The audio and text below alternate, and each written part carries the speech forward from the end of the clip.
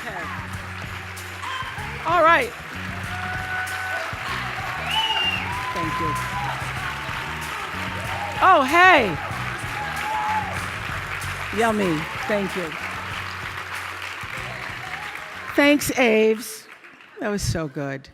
You know, all those years, 25 years of doing the Oprah show and going into work at 5:30 in the morning in the makeup chair by 6:30 and literally crawling home at night for 25 years, I used to wonder what the ladies who lunch were doing. Really, I was attracted to like paintings of women lunching and so this is what it's like. But even better, this is an empowerment lunch. You know, I changed how I viewed power about 1989. There was a book I read by a man named Gary Zukav called Seat of the Soul. And in Seat of the Soul, he defined what is true power, what is authentic power. And his definition of authentic power, meaning the kind of power that can never be taken from you, not your looks, not your fame, not your money, not your square footage, but authentic power is when the personality, your personality, comes to serve the energy of your soul. When you are able to align who you are, who you've become in the world, with really what you've come to do in the world, when your personality serves the soul. So I thought a lot about that. That book was actually life-changing for me. And I was building a home in Santa Barbara, and as anybody who's ever built a bathroom or a home or anything, nothing ever happens on time. And it was 2002, and we're supposed to be finished, and it wasn't finished. And I was like, I can't wait to get in my house, and I'm finally going to have a great Christmas, and I'm going to do the kind of Christmas that I dreamed of from the Courier and Ives, cards. So I'm going to have the wreaths on the door, but I didn't have a floor, so it's a little difficult to do that. So I started to think, if I can't do that Christmas, well, what am I going to do for Christmas? My house isn't even ready, and what can I do? So I started, as I was walking around through the trees, sitting under that tree, because my favorite time is to be alone with my thoughts. And as I was alone with my thoughts, I was thinking, what would be the next best possible Christmas for myself? And I thought of the best Christmas I ever had. The best Christmas I ever had was when I was 12 years old. My mother was on welfare. I was living with my mother and a half-brother and sister in Milwaukee. And my mother called me, the oldest, into a room to say, we won't be having Christmas this year. I said, we won't be having Christmas. What about Santa Claus? There is no Santa Claus. I had already figured that out, but okay. I was embarrassed and I was ashamed because for the first time, I had to face the reality that, what I've been suspecting, that we're not like the other kids, that we really are poor, is true.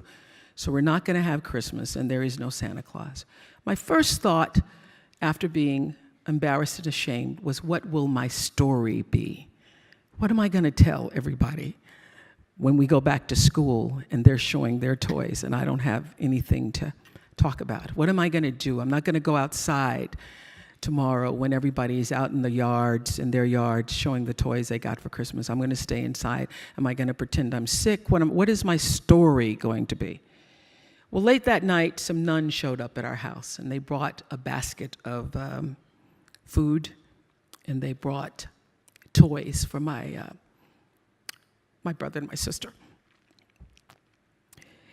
And I was overwhelmed with joy that those nuns showed up. Not because they brought me a Tammy doll when I really wanted a Barbie doll. I was overwhelmed because somebody remembered that we existed, and somebody cared enough in the middle of the night to come to our house with food and toys. And also, I would now have a story. So as I was contemplating, that was the best Christmas I ever had. I thought, how could I make that possible for somebody else? What could I do to create the same kind of experience for other children? So I took 50 members of my team at Harpo, Harriet, one of them, Sherry, the table, and hired another 50 people in South Africa. And we went to South Africa with the idea of creating something that we ended up doing a documentary about called Christmas Kindness. Christmas Kindness, using my personality to serve the energy of my soul. So we went from village to village, offering toys and clothes, food, soccer balls to children who'd never experienced Christmas before. And early in the morning, you could see them lining up by the thousands to come. And we actually went to 10 or 12 villages to do this. And people said to me at the time, oh, that's so frivolous, and the kids won't remember it, and why don't you use your money to do something else more substantial, Oprah? And I said, they may not remember the toy. They may not remember the clothes, although they were most excited, the children, to open boxes containing clothes because, as their caretaker said to us, having new clothes made them not feel poor. And for so many of these kids, it was the first time they'd ever experienced having something that was new for them. They may not remember what they got in the box, but they will remember that somebody remembered them. They will remember the experience. So during this entire experience, Nelson Mandela had invited Stedman and I to stay at his home. So when Nelson Mandela invites you, you stay. And I was so nervous. I was like, oh my God, what am I going to talk to? Because it's 10 days. It's 10 days. It's not just a dinner. It's not a lunch. It's 10 days. It's 10 days, breakfast, lunch, and dinner with Nelson Mandela. What am I going to say? Stedman said, why don't you try listening?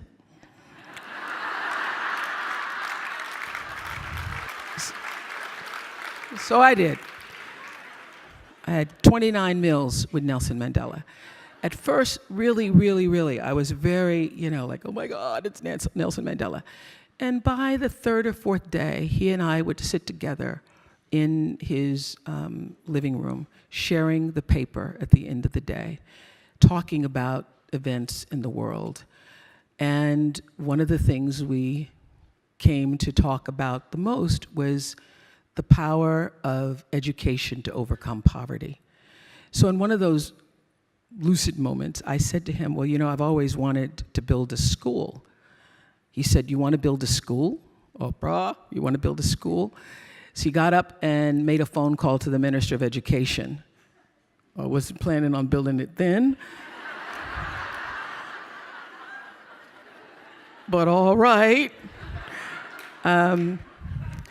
The Minister of Education comes over later in the day and we start the process of building a school. The reason why I wanted to build a school, because I tried different things, because I always knew, even before I could articulate, that my personality needs to serve my soul. I always knew that to whom much is given, as the Bible says, much is expected. Much is not just expected, much is required. So from the first time I came to Chicago and started to make more money than I needed to actually pay my bills, I reached out and was going to form a sister group trying to help young girls in the project. And I discovered I wasn't able to do what I really needed to change the trajectory of those girls' lives, because every girl that we would take out of the project and spend time with on the weekends, my producers and I, they would have to go back home into the same environment, and it was impossible to just change the way they saw themselves in the world.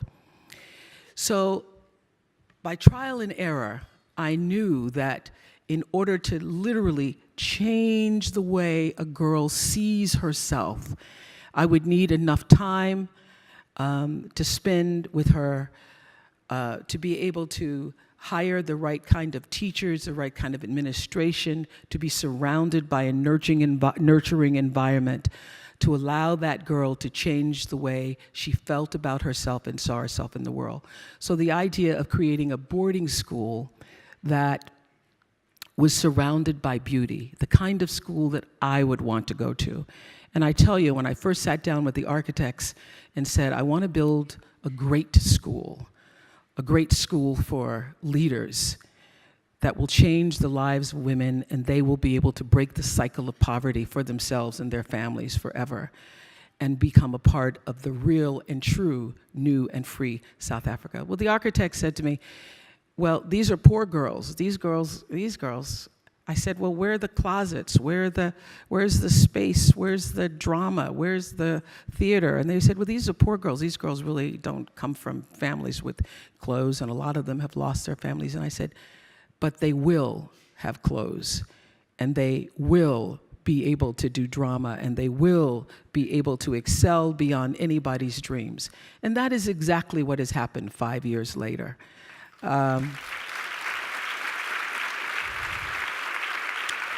As Ava mentioned, we are now approaching, I'll go over at the end of November, and we have our 5th graduating class. This coming June, I'll have 43 girls graduating in South Africa. I have 7 in the United States graduating. I have 20 girls in the United States. One of them, Sade, is here today. Stand up, Sade. Say hi.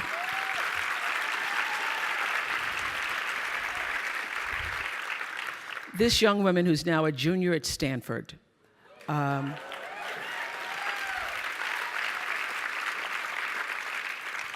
met when she was 12 years old, and I did the interview and said, tell me why you want to come. Do you want to come to this school? And she says, I really want to come. I really, really want to come.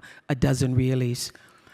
And she has done magnificent work throughout 7th grade, 8th grade, 10th grade, 12th grade, and from the moment my goddaughter, Kirby, who's also here today, who's Gail's daughter, came to speak to the girls at the school. Kirby was attending Stanford, and from the moment Sade heard Kirby speak about Stanford, she said that she knew that those were her people. And so when we went to Stanford and looked at the campus, she said, Mama, these are my peeps, these are my peeps.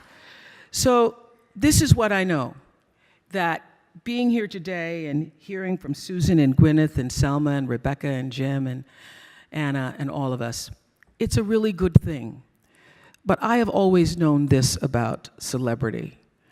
The real power of being somebody that somebody knows, and I really think that the only difference between being famous and not is that more people know your name. So the only difference between understanding that is understanding that what Selma has done, what Susan has done, what Anna has done, Rebecca has done, what Jim has done, what I've done, you too can do. Because true philanthropy comes from living from the heart of yourself and giving what you have been given. How will you do that? How will you use your personality, the energy of your personality, to serve that which is your soul's calling? I know this for sure. Any life, no matter how fantastic it is, how glorious it seems, how much attention you receive, how much square footage you have, any life and every life is enhanced by the sharing and the giving and the opening up of the heart space. Your life gets better when you can find a way to share it with someone else. So what we've done, you can do. The real empowerment comes when every person leaves this room and makes a decision. Maybe that decision is that you will write a check and support some of the wonderful organizations you've heard here today. But the true decision is, how will you use yourself? How will you use everything that you have been given to serve that which is greater than yourself? How will you use that to become truly, authentically empowered? Now, it is a beautiful thing to receive an award and to be on the cover of Variety. Thank you very much. It's a beautiful thing. But the true reward is in the lives that you are able to touch and the people who you know you have impacted. My beloved mentor, teacher, friend, mother, Maya Angelou passed away last year. And I remember when I opened the school, I was so happy that finally it happened. We got it done and got through all the bureaucracy and all the stuff that it takes to build a school from the ground up. And I said to Maya, oh my God, Maya, this is my legacy. And Maya said, you have no idea. You have no idea what your legacy is. Your legacy is every life you have touched. Your legacy is every person you have met whose influence was felt by you. Every single person. So she said, it's every person who's ever watched a show and decided that they were going to go back to school, or watched a show and decided that I'm going to leave my husband. I'm going to no longer be a victim of abuse. Every person who watched a show and said, I am a victim of abuse, and because I saw this, I now can stand up for myself. Every person who gained a voice because of you. You have no idea what your legacy is. Your legacy is every life that you touch. And so, as you leave here today, the decision is, whose lives will that be? How will you use yourself in such a way that your impact and your legacy will live beyond the doing? So, the great reward for me is knowing that what I'm doing and how I've done it and how I choose to live in the space that I call God, how in God I move and breathe and have my being, and I try to move from the center of that, is able to literally touch the lives of other people. I said to the girls when they first came to the school, we found them in villages and we found them in townships. We went out, some kids were having school in a boxcar on a railroad track and some under a tree, and I said to the girls, the trajectory of your life is about to change, and I only ask one thing of you, is that you give as much of yourself as I and this school is willing to give to you. And Becky Sykes, who's the head of our foundation and spends so much, stand up, Becky, spends so much time with the girls, can vouch for this. And so this is the true reward. I just wanted to share this with you. One of my, Sade is here because she's the only one of the 20 girls who are in school in the United States, in school from, their girls range from Brown, Mount Holyoke, Wellesley, Johnson C. Smith, Spelman, Colorado, Oregon, Stanford. She's the only one who had Fridays off. So I said, everybody, not getting out of class to come to Variety, no. But June of this year, so the girls are out in the world. We've done this thing that Susan was talking about, touching the lives of girls. And when you change a girl's life, you don't just change a girl's life. You change the community's life. You change a family's life. Because what girls do is they take it back home. They take it to their families. They take it to their communities. So my girls are all over the country in internships and working and doing multiple things during the summer months. And one of my daughters, I call them my daughters, Avukile, who's at Colorado College, was working and went back to Cape Town to work in Cape Town this summer. And she'd always wanted to be a doctor, had planned to major in medicine, and this summer made the decision that she was going to switch to public health. So when they leave, I always say, just let me know, just send a text. You don't even have to say you arrived, just send an emoji. Emoji, hello, I'm here. But she wrote me this amazing letter that will be something I treasure forever. I just wanted to share a bit of it with you today. She wrote this on June 11th, after having arrived in Cape Town and being in a house with all of these students from different parts of the world. She writes, this is a girl who we found who would have had a very different life. But she writes, the other day, we were all sitting around table and began to have a heated, passionate, respectful, and compassionate, and most important, fulfilling discussion about what we want our own country and our nation to be, what we should be doing as the youth of this country to make it better. For the first time, I really believe I have hope for a better future. We talked about what male privilege means, what white privilege means, and the chains of victimization. Oh my mamo. It was challenging, yet so insightful. It felt good to know that I could share my opinion with a group of only guys and know that if my opinion was disagreed upon, it was solely because of the quality of my opinion and not because I'm a girl. I'm finding myself being able to let go and be me without fear of what the next person thinks. When I think I can go deep with someone, I do, and most of the time it turns out that person was also seeking the same thing. I'm learning, I'm making mistakes, I'm laughing, I'm deciding, I'm asking, and I'm questioning, and I'm also growing. And I have to tell you, I am filled with gratitude, so much gratitude that I can see the sights that I can see and meet the people I have met and continued to be favored by God. That's the true reward. Thank you.